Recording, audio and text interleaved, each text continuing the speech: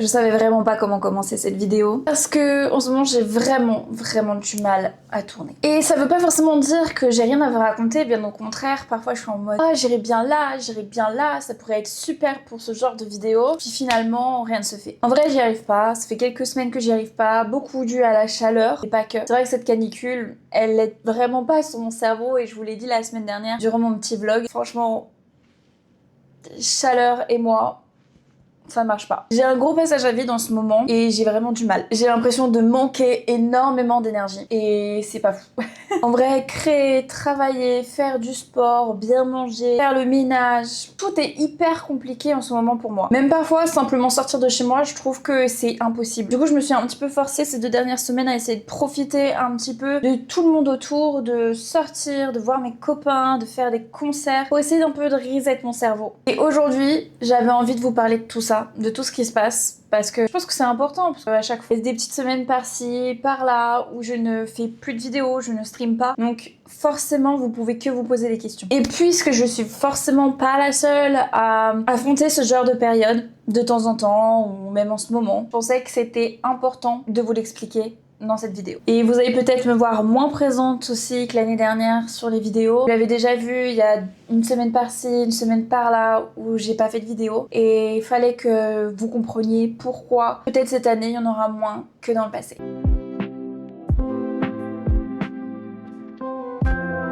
La première chose, c'est la fatigue. Et je pense que vraiment c'est ce qui résonne le mieux, ce qui résume aussi le mieux cette période actuelle, c'est ma fatigue, mon manque d'énergie. C'est pas juste j'ai mal dormi la nuit dernière, non, c'est vraiment je suis épuisée. Je peux te dormir encore toute la sainte journée en week-end parce que mon corps a besoin de récupérer.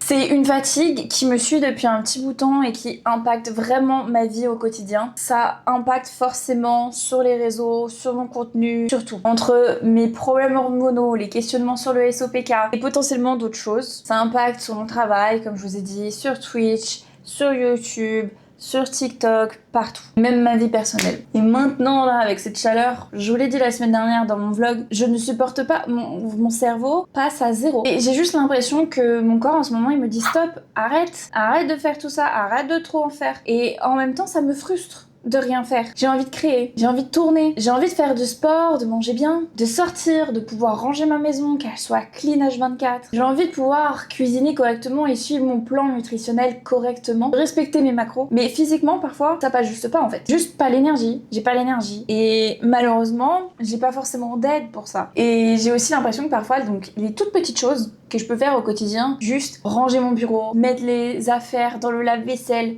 ce genre de petites choses qui sont vraiment infime, bah, ça me demande une énergie de malade et j'y arrive pas.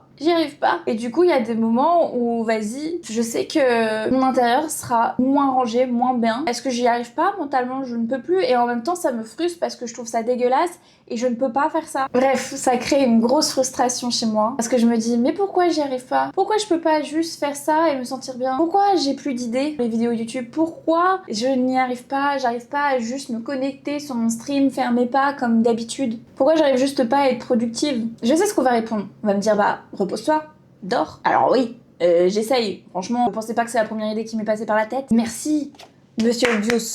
On aime. Mais franchement, je crois que je le fais pas. Le problème, c'est que même quand je me repose, je suis encore plus fatiguée. Et c'est un petit cercle. J'ai l'impression de rien faire et j'ai l'impression que tout bloque. Ça me frustre encore plus, des fois, de rien faire et de me reposer et me dire putain, j'ai loupé ci, j'ai loupé ça, j'ai pas pu faire ci, j'ai pas pu faire ça. Et là, j'ai encore moins d'idées. Évidemment, il y a tout mon côté santé qui n'aide pas. Vous le savez, en janvier, on m'a diagnostiqué un SOPK, un SOMP. C'est ce qu'on m'a dit à ce moment-là. Et pendant un moment, j'ai eu enfin l'impression d'être écoutée, d'avoir les explications, de pouvoir mettre en place des choses qui marchent. Et ça expliquait, ça mettait des mots sur mes mots et ça expliquait vraiment ce que je ressentais depuis très longtemps. Ma fatigue, mes problèmes hormonaux, mon hyperpolluosité, mes boutons, mon poids, impossible à le perdre, tout ça. Et puis j'ai découvert qu'en réalité c'était pas forcément si simple que ça. Il n'y a pas vraiment de solution magique pour les SOPK. On me parle d'hygiène de vie, c'est ce que je fais du sport, je mange bien, je me repose, je fais tout ce qu'il faut, j'essaye de prendre des compléments alimentaires. Bon là j'en ai pas pris depuis un petit bout de temps mais il faudrait que je reprenne. Je mange aussi vraiment anti-inflammatoire, tout ce que je peux faire je le fais. Mais c'est pas suffisant, il n'y a pas de solution magique. Et il faut surtout apprendre à vivre avec, apprendre que oui il y aura des hauts et des bas et que malheureusement il y aura un mois sur 2 plus ou moins où tu pourras pas faire tout ce que tu as envie de faire, que tu seras fatigué, que tu y arriveras pas, que tu seras bloqué. Et voilà. Et malheureusement moi je commence enfin à me rendre compte et à le comprendre, mais c'est dur. Mais les gens autour de moi ne le comprennent pas. Ils se disent oh elle a la flemme, oh elle veut juste pas venir, oh nanana. Ah non, en fait, c'est pas juste que j'ai pas envie. On dit peut-être que oui, j'ai la flemme, mais c'est pas parce que j'ai la flemme, c'est parce que je suis HS et que je peux pas. Je peux juste pas. J'ai pas l'énergie pour. Et du coup, c'est préférable pour moi de rester au fond de mon canapé parce que je ne peux pas, je n'ai pas l'énergie pour vous le donner. Et surtout, je me demande aussi si le SOPK explique vraiment tout parce que il y a des choses dont je vous ai pas parlé non plus et qui traînent depuis un bout de temps. Ça fait à peu près 2 ans que j'ai des douleurs à ce niveau-là. Voilà. Et ça arrivait déjà depuis... Bon, j'ai toujours eu des douleurs pendant les règles. Toujours. Où j'étais pas bien. J'ai fini à l'hosto. Ça, je vous l'avais raconté. Il y a eu beaucoup de choses qui se sont passées dans ma vie, dans mon corps, qui n'est pas bien. Et ça fait 2 bonnes années, à peu près, que j'ai vraiment des douleurs en bas. Et à chaque fois, je me disais, ouais, bon, c'est juste la fatigue, ou ouais, j'ai juste pas trop envie, ou ouais... Pas mal de petites choses comme ça. L'an dernier, quand j'ai vu la gynéco, elle m'a donné une petite crème, etc. En me disant, ah, c'est peut-être parce que c'est un peu irrité, il faut l'hydrater, on te met des probiotiques, nanani, nanana. Ce que j'ai fait, ça m'a aidé, mais pas trop. Pas tant que ça. En vrai, pas tant que ça. Parce que j'ai toujours mal à chaque fois. À chaque fois. Quand j'ai revu ma gynéco, elle m'a dit, potentiellement, ça pourrait être l'endométriose en vrai. Donc, fais une IRM. Donc là, lundi, je vais passer une IRM. Là, je suis en train de manger pour l'IRM. J'ai juste 3 batteries poulet, un peu de poisson et c'est tout. Je suis affamée. Je suis affamée, je crève la dalle. J'ai trop hâte. C'est d'être lundi soir et de me taper n'importe quoi, un truc big, s'il vous plaît, avec plein de fruits et de légumes, et un truc gras, genre vraiment, je sais pas, mais je vous jure, c'est aparté. Mais du coup, je vais voir je vais devoir faire cette IRM là, donc on en saura plus d'ici demain. Enfin, pour moi, c'est après-demain, mais pour vous, c'est demain. Donc on en saura plus à ce moment-là. Autre chose aussi, c'est, du coup, j'ai commencé des séances de kiné, un kiné spécialisé, pour tout ce genre de douleurs. Donc là, ça fait 3 semaines que j'y vais. D'abord, il y a eu de l'externe et maintenant on commence aussi l'interne. Parce qu'il faut aider à ce que le périnée se détende et qu'il arrête de contracter comme ça parce qu'il se fait attaquer. Il a l'impression qu'il y a un intrus. C'est pas très jojo, c'est pas très fifou. Et du coup, oui, il y a beaucoup de douleurs chez moi, mais il y a aussi lors de mes menstruations, et là ça va pas être très joli à dire et tout, mais je perds des cailloux de sang quoi. C'est ça, H24, je perds des morceaux, c'est dégueu, mais c'est vrai, et du coup c'est pas normal. C'est absolument pas normal. Voilà, on en saura plus lundi, j'espère. Parce que le problème de ce que m'a dit ma kiné, c'est malheureusement, c'est pas parce que sur l'IRM on voit pas de lésions que tu n'as pas non plus l'endométriose. Du coup, je suis en mode d'accord, mais comment je sais que j'ai l'endométriose du coup? Bref, vous voyez à quel point c'est chiant d'être une meuf parce que y a aucun diagnostic qui peut se faire facilement. Pour savoir si t'as le SOPK, il te faut minimum 7 ans. Parce que les médecins sont incompétents. L'endométriose, pareil. Les gars, putain, c'est pas normal de vivre ce genre de truc. Du coup, je sais plus aujourd'hui si c'est le SOPK plus l'endométriose ou complètement autre chose. Donc vous pensez bien que psychologiquement, ça aide pas. J'ai également vu une endocrinologue début juillet. Et son avis est complètement différent de toutes les autres personnes. En mode, elle a vu mon analyse de sang de janvier, elle m'a dit, bah t'as rien? Comment ça, j'ai rien? T'as vu tous les symptômes, j'ai fini à l'hosto, j'ai des tumeurs, qu'est-ce que tu me racontes que j'ai rien? Qu'est-ce que tu me racontes? Et en gros, bon, elle était en mode, elle a essayé de tout rationaliser en me disant, bah moi là tout de suite, pour moi t'es pas en train d'excéder la limite, donc tout va bien. Au moins, on va quand même faire des analyses complémentaires, parce que oui, il y a quand même des trucs qui se passent, voilà. Ou en tout cas, c'est juste pour dire, bon, sinon t'as rien, je sais pas. Mais pour elle, probablement, c'est pas le SOPK. Et je suis ressortie de ce rendez-vous en pleurs. J'ai eu plus de questions qu'avant, j'ai eu le sentiment que mes symptômes étaient réduits à néant, que tout ce que je lui expliquais a été minimisé, et elle a essayé de trouver des infos logiques en fait à tout ce que je lui disais. L'hyperpilosité, ah mais c'est parce que t'es brune. Attends, comment ça, j'ai de plus en plus de poils là au menton, au tchouch, et tu vas me dire que c'est normal, c'est parce que je suis brune. J'en ai jamais eu de ma vie, qu'est-ce que tu viens me dire là en fait? Ensuite elle me dit, ah t'as pris 10 kilos en 2 ans? Ah mais c'est sûrement parce que t'as arrêté la salle. Mes meufs, je faisais du pilates tous les jours, je mangeais équilibrée tous les jours parce que je savais que je bougeais plus trop. J'essayais de marcher presque tous les jours aussi, j'allais me faire des balades exprès, essayer de faire mes pas. Et tu vas me dire que c'est parce que je faisais pas de sport. Que des trucs comme ça, que des trucs comme ça. Une fois, je suis pas un médecin, hein. Comment tu peux réduire les symptômes de quelqu'un comme ça? Genre, pas possible. En plus, quand je lui ai dit, oui, j'ai arrêté la pilule depuis longtemps parce que derrière, j'ai eu des tumeurs, j'ai fini à l'hosto à cause d'elle. Et elle était en mode, ah bon, à cause d'elle. Et en fait, c'était quoi à l'hôpital? Bah, une inflammation des ovaires. Mais ça veut tout rien dire. Écoutez, moi j'ai juste vu que c'était inflammé. Ma sage-femme derrière, elle m'a dit, bah, tu vois ta pilule? Je pense que c'est ça, arrête, c'est tout parti. Alors que ça continuait entre l'hôpital et le moment où je la prenais encore et jusqu'à que je l'arrête. Et tu vas me dire, c'est pas ça. Et pourtant, elle était jeune. Elle était jeune. Elle avait, je sais pas, 10 ans de plus que moi, à la rigueur. À la rigueur. Je me suis dit, mais à quel moment? Quel moment? Bref.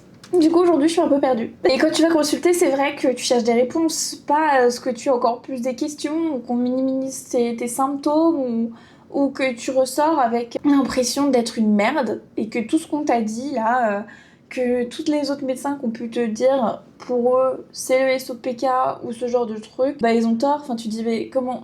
Quoi? En tout cas.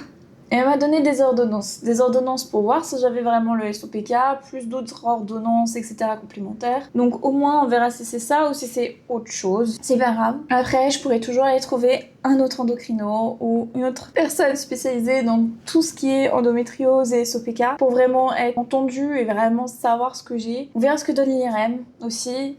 On verra tous ça pour pouvoir avoir vraiment un vrai diagnostic, parce que c'est vrai qu'en SOPK, endométriose a beaucoup de symptômes qui peuvent se regrouper aussi. Au moins j'ai un point de départ et moi je continue à faire ce que je faisais avec le SOPK parce que c'est ce qui marche, donc va pas me dire que c'est pas ça. Mais bon, écoutez, bon, ça marche. Ça marche. Est-ce que c'est aussi parce que j'ai fait un rééquilibrage alimentaire? Pas que je mangeais mal, mais je mangeais pas assez.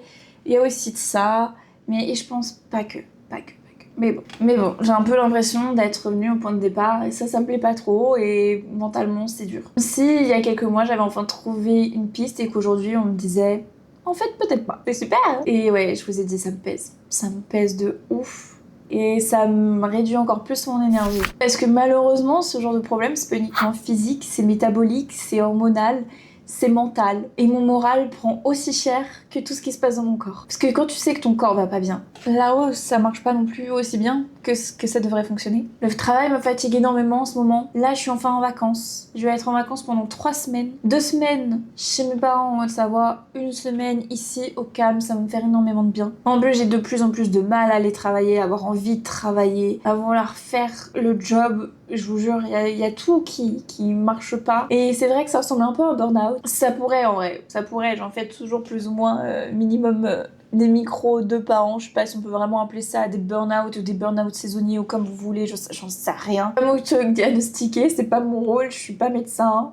On est d'accord. Mais je me connais, je connais mon corps, je connais mes périodes de pic, de down. Et c'est quelque chose qui déjà pour moi revient régulièrement et là encore plus parce que vraiment ça m'a rajouté une couche de fatigue comme ça. Bam. Et vous voyez depuis le début de la vidéo, j'étais droite et là plus ça va et plus je me rabaisse. Et aussi j'arrive toujours un peu à me sortir de ces périodes-là en utilisant quelques tips, en allant prendre un bain, en me mettant au bord du lac, au bord de la mer avec ma musique, à essayer de penser à autre chose, refaire ma vie de mon cerveau, passer à autre chose et ensuite ça repart. Mais là c'est bloqué. Et là je me dis encore, mais pourtant avec tes tips et tout, ouais, mais non.